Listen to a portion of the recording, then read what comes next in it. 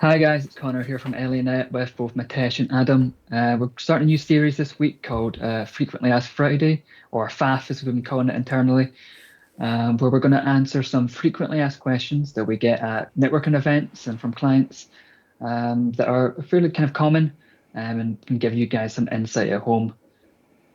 Let's go to the first one, which is going to be myself and Mitesh talking about Azure Copilot.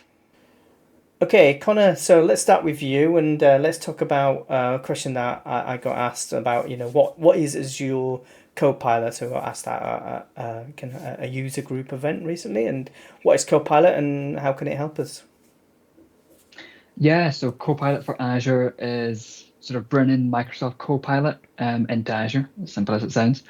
But it's acting as your AI companion within Azure. So you're mainly going to be interacting with it by asking it various questions and it giving you responses and answers.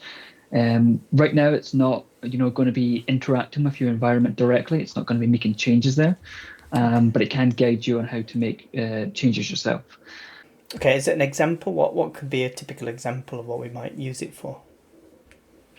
Yeah, so we can ask it questions about our environment. So, for example, we could ask it how many virtual machines we have with a specific tag on them, and then it will basically be running a query against Microsoft Graph in the background, and give you a response back with how many virtual machines have that specific tag. Um, you can also get tailored answers to the particular resources you're working on. So for example, if you were, say, working on like an AKS cluster, and you wanted to add another node to scale up the cluster, you could ask it that, how do I add another node on? Okay, And it will cool. give you step-by-step guide on how to do that. So yeah, very, question and response at the moment, but still very useful. Yeah, brilliant. What I liked about it is the graph query stuff. So if you ask it a question like find me all the things in my environment, let's say all IP address is not attached to anything, it will actually go and generate that graph query for you. So you can then reuse that graph query. You can put it into a dashboard, and you don't have to worry about writing that graph query yourself. So I think that's really useful. Have we got any content on Azure Copilot yet? I think we're going to Yeah, plan to do a so demo, aren't we? But we've not done it yet. yeah, we've planned to do a demo. We do have a short at the moment up there that I Okay. created that has, a few kind of tips on how you can use it, and how best to get the most out of it at the moment.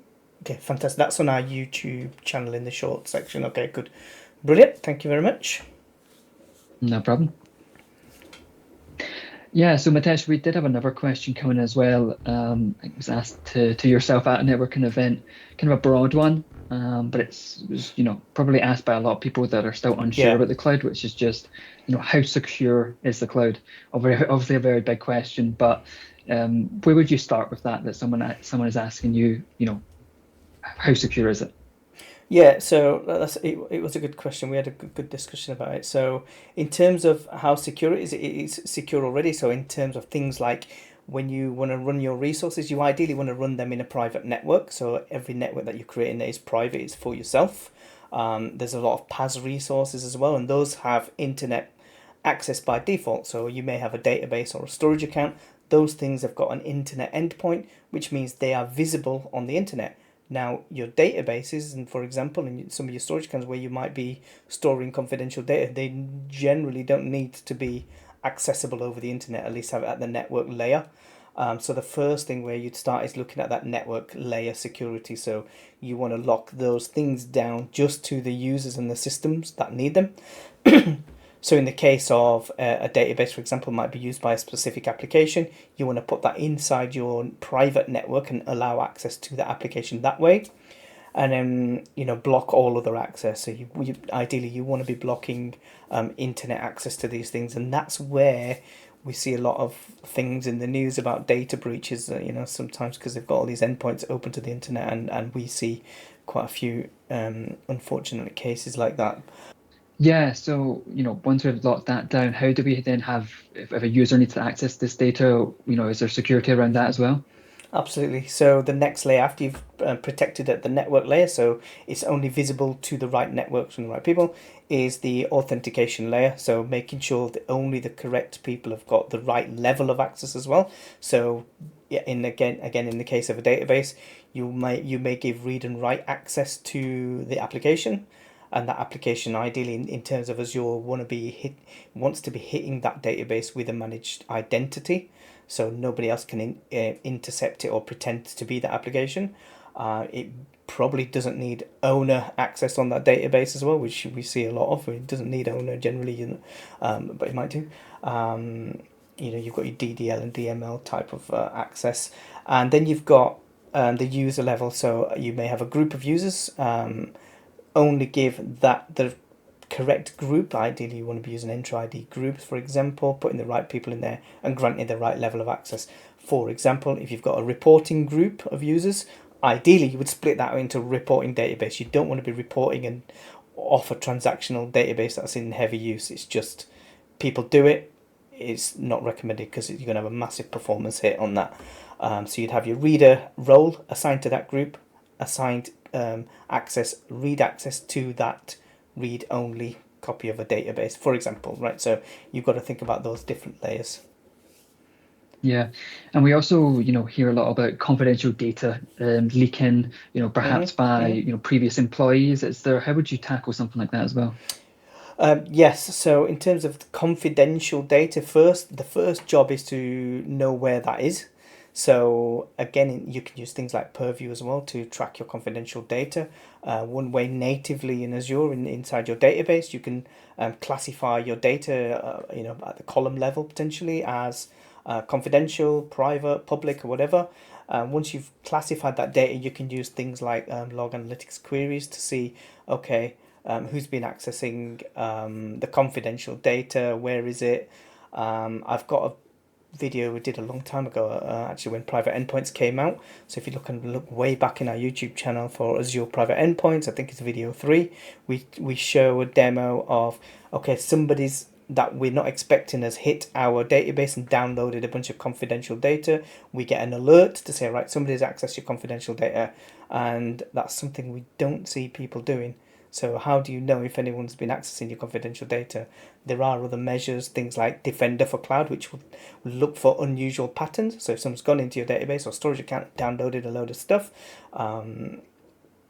these tools are there to help detect that, and then you can also automate a response for that, such as shutting down access for those kind of things. So that's kind of how we do it. Network layer, authentication layer, and then monitoring and tracking of classified data is a good way to do that.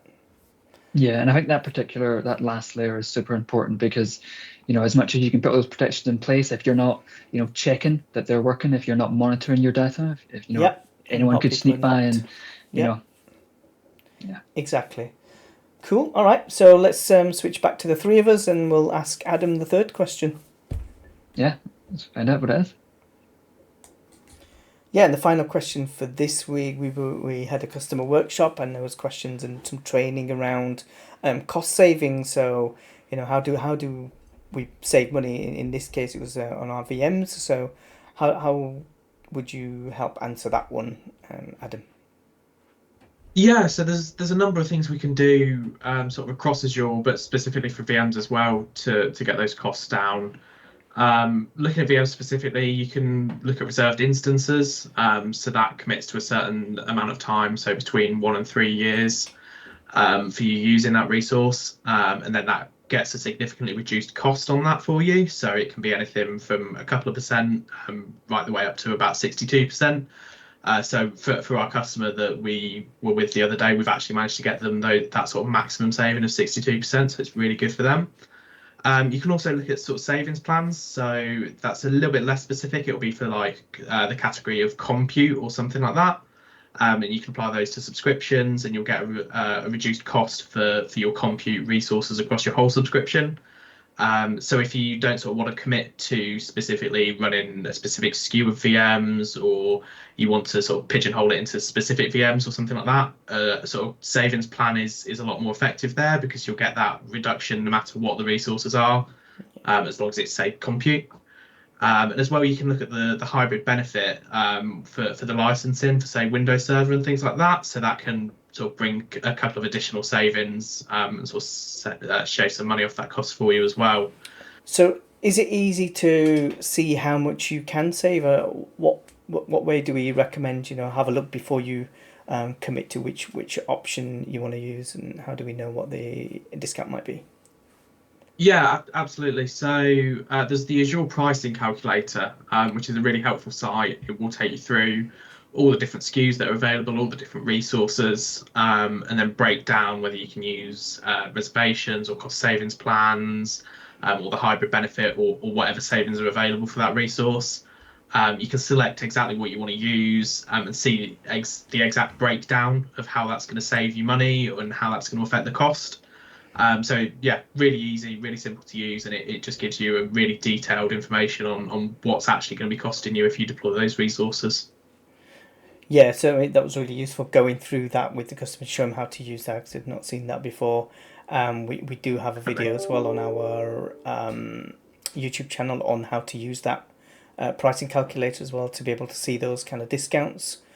So yeah, any last words of wisdom, Adam, on cost savings?